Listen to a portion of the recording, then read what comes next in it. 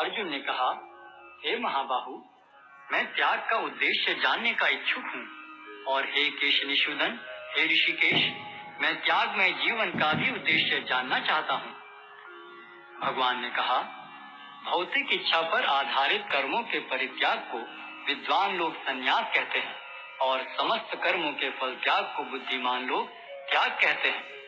कुछ विद्वान घोषित करते हैं कि समस्त प्रकार के सकाम कर्मों को दोषपूर्ण समझकर त्याग देना चाहिए, किंतु अन्य विद्वान मानते हैं कि यज्ञ, दान तथा तपस्या के कर्मों को कभी नहीं त्यागना चाहिए।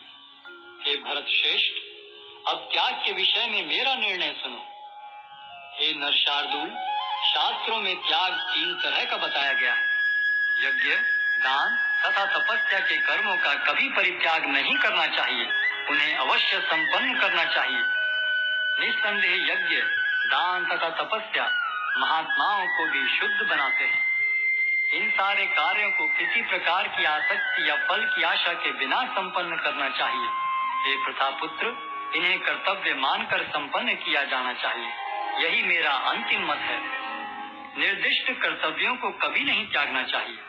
यदि कोई मोहवश अपने नियत कर्मों का परित्याग कर देता है तो ऐसे त्याग को तामसी कहा जाता है। जो व्यक्ति नियत कर्मों को कष्टप्रद समझकर या शारीरिक क्लेश के भय से त्याग देता है, उसके लिए कहा जाता है कि उसने यह त्याग रजोगुण में किया है। ऐसा करने से कभी त्याग का उच्च फल प्राप्त नहीं होता। हे अर्जुन, जब मनुष्य नियत कर्तव्य को करणीय मानकर करता है और समस्त भौतिक संगति तथा फल की आसक्ति को त्याग देता है तो उसका त्याग सात्विक कहलाता है। सतोगुण में स्थित बुद्धिमान त्यागी, जो न तो अशुभ कर्म से घृणा करता है न शुभ कर्म से लिप्त होता है, वह कर्म के विषय में कोई संशय नहीं रखता।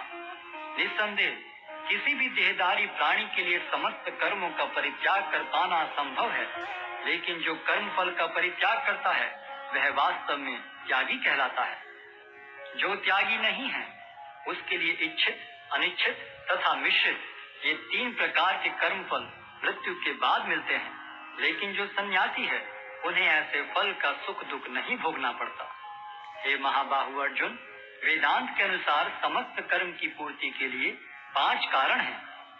अब तुम इन्हें मुझसे सुनो। कर्म का स्थान शरीर, कर्ता, विभिन्न इंद्रियां, अनेक प्रकार की चेष्टाएं तथा परमात्मा, ये 5 कर्म के कारण हैं।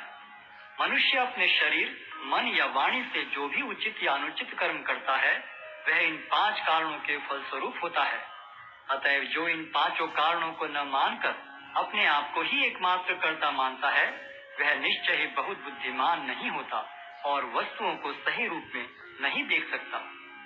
जो मिथ्या अहंकार से प्रेरित नहीं है, जिसकी बुद्धि बंधी नहीं है, वह इस संसार में मनुष्यों को मारता हुआ भी नहीं मारता, न ही वह अपने कर्मों से बंधा होता है। ज्ञान, ज्ञेय तथा ज्ञाता, ये तीनों कर्म को प्रेरणा देने वाले कारण हैं। इंद्रियां, कर्म तथा कर्ता, ये 3 कर्म के संघटक हैं।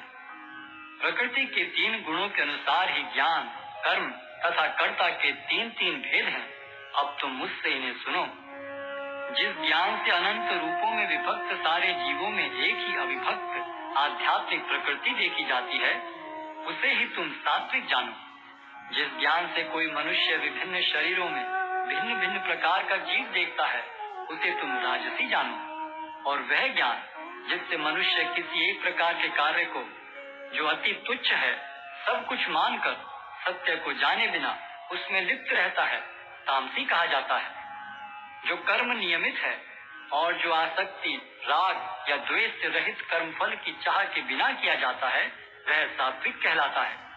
लेकिन जो कार्य अपनी इच्छा पूर्ति के निमित्त प्रयास पूर्वक एवं मिथ्य अहंकार के भाव से किया जाता है वह रजोगुणी कहा जाता है। जो कर्म मोहवश शास्त्रीय आदेशों की अवहेलना करके तथा भावी बंधन की परवाह किए बिना या हिंसा अथवा अन्यों को दुख पहुंचाने के लिए किया जाता है वह तामसी कहलाता है।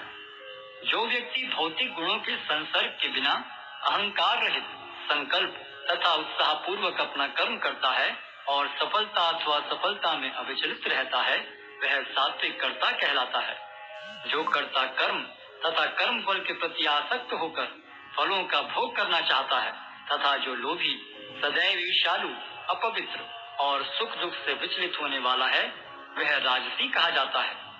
जो कर्ता सदा शास्त्रों के आदेशों के विरुद्ध कार्य करता रहता है, जो भौतिकवादी, हठी, कपटी तथा अन्यों का अपमान करने में पटु है, तथा जो आलसी, सदैव खिन्न तथा काम करने में दीर्घ सूत्री है, वह तमोगुणी कहलाता है। हे धनंजय, अब मैं प्रकृति के 3 गुणों के अनुसार तुम्हें विभिन्न प्रकार की बुद्धि तथा धृति के विषय में विस्तार से बताऊंगा, तुम इसे सुनो। हे प्रथापुत्र, वह बुद्धि सतोगुणी है, जिसके द्वारा मनुष्य यह जानता है कि क्या करणीय है और क्या नहीं है, किससे डरना चाहिए और किससे नहीं, क्या बांधने वाला है और क्या मुक्ति देने वाला है। हे प्रथापुत्र, जो बुद्धि धर्म तथा अधर्म, करणीय तथा करणीय कर्म में भेद नहीं कर पाती, वह राजसी है। जो बुद्धि मोह तथा अहंकार के वशीभूत होकर अधर्म को धर्म और धर्म को अधर्म मानती है और सदैव विपरीत दिशा में प्रयत्न करती है, हे पार्थ, वह तामसी है। हे प्रथापुत्र, जो अटूट है, जिसे योगाभ्यास द्वारा अचल रहकर धारण किया जाता है और जो इस प्रकार मन, प्राण तथा इंद्रियों के कार्यकलापों को वश में रखती है, वह धृति सात्विक है। लेकिन हे अर्जुन, जिस धृति से मनुष्य धर्म, अर्थ तथा काम के फलों में लिप्त बना रहता है, वह राजसी है। हे पार्थ, जो धृति स्वप्न, भय, शोक, विषाद तथा मोह के परे नहीं जाती, ऐसी दुर्बुद्धिपूर्ण धृति तामसी है। हे भरत श्रेष्ठ, अब मुझसे 3 प्रकार के सुखों के विषय में सुनो, जिनके द्वारा बद्ध जीव भोग करता है और जिसके द्वारा कभी कभी दुखों का अंत हो जाता है। जो प्रारंभ में विष जैसा लगता है, लेकिन अंत में अमृत के समान है, और जो मनुष्य में आत्म साक्षात्कार जगाता है, वह सात्विक सुख कहलाता है। जो सुख इंद्रियों द्वारा उनके विषयों के संसर्ग से प्राप्त होता है और जो प्रारंभ में अमृत तुल्य तथा अंत में विष तुल्य लगता है, वह रजोगुणी कहलाता है। तथा जो सुख आत्म साक्षात्कार के प्रति अंधा है, जो प्रारंभ से लेकर अंत तक मोहकारक है और जो निद्रा, आलस्य तथा मोह से उत्पन्न होता है, वह तामसी कहलाता है।